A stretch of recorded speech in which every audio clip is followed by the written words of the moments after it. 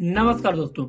मशहूर director S Rajamouli की film RRR ने इतिहास रच दिया है। उनकी फिल्म ने गोल्डन ग्लोब अवार्ड जीता है। फिल्म को नाटू नाटू गाने के लिए बेस्ट ओरिजिनल सॉन्ग का अवार्ड मिला है। आपको बता दें कि ऑस्कर के बाद अगर कोई दुनिया का सबसे बड़ा अवार्ड है तो वो गोल्डन ग्लोब अवार्ड ही है। इस गाने को प्रेम चरण ने कोरियोग्राफ किया है और कोरियोग्राफर प्रेम चरण ने बताया कि इस गाने को कोरियोग्राफ करने में इतनी मेहनत करनी पड़ी। कैसे शूटिंग के बाद घंटों डांस रिहर्सल किया जाता था।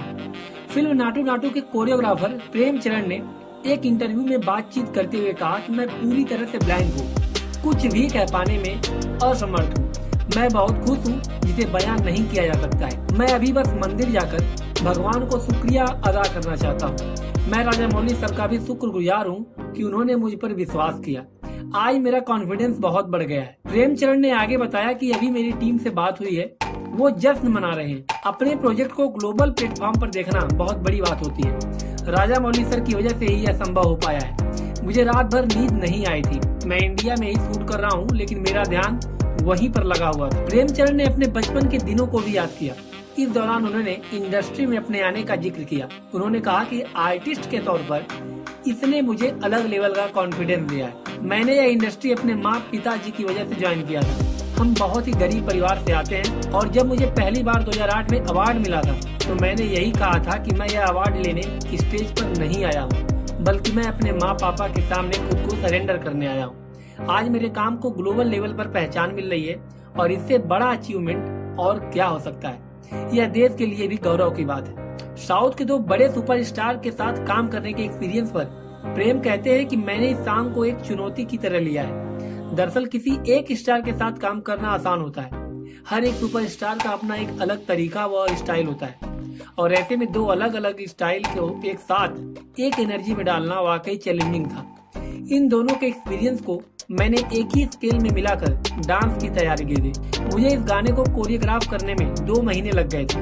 आप ही देखें, जब दोनों चलकर एक साथ आते हैं तो उनकी चाल में भी वो परफेक्शन नजर आना चाहिए था। मैंने दोनों के लिए 110 मूव्स तैयार किए थे और इस बीच जब भी मैं नर्वस होता तो राजामौली सर का साथ मिलता था। गाने की शूटिंग और रीटेक पर बात करते हुए प्रेम आगे बताते हैं कि इस गाने को शूट करने में 20 दिन लगे थे और 43 रीटेक्स में शूटिंग कम्प्लीट हुई थी। इस 20 दिनों में रिहर्सल के साथ हमने गाने की शूटिंग भी पूरी कर ली थी। हालांकि इस गाने को कोरियोग्राफ करने में मुझे 2 महीने लगे थे। मैं राजामौली सर के साथ एक लंबे समय से जुड़ा हूँ। जब वो मेरे पास गाना लेकर आए तो पहले मैं डर गया था। दोनों सुपरस्टार को एक साथ नचाना बहुत बड़ी बात थी मेरे लिए। मैं इस प्रेशर पर रहता था कि कहीं भी मेरी वजह से ये सुपरस्टार एक दूसरे से कमतर न दिखें। मुझे दोनों को ही इक्वल एनर्जी में दिखाना था। यकीन माने, शूटिंग के आखिरी पल तक हम इस गाने में इम्प्रोवाइज करते रहे थे। राजामौली सर को और फन मोमेंट्स चाहिए होते थे तो फिर हम इसे रीशूट किया करते थे।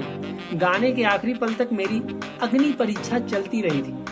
शूटिंग एक्सपीरियंस पर प्रेम कहते हैं कि मॉर्निंग में जब वो अपने सीन्स की शूटिंग कर लिया करते थे तो पैकअप के बाद थोड़ा रेस्ट लेकर वो शाम के 6 बजे मेरे पास रिहर्सल के लिए आ जाते थे। दोनों ही समय पर मेरे पास होते थे। फिर हम रिहर्सल रात 9 बजे तक करते थे। गाने की शूटिंग यूक्रेन में हुई थी। दोस्तों, तो आप इससे समझ सकते हैं कि इस गाने के लिए RRR की पूरी टीम ने कितनी मेहनत की थी।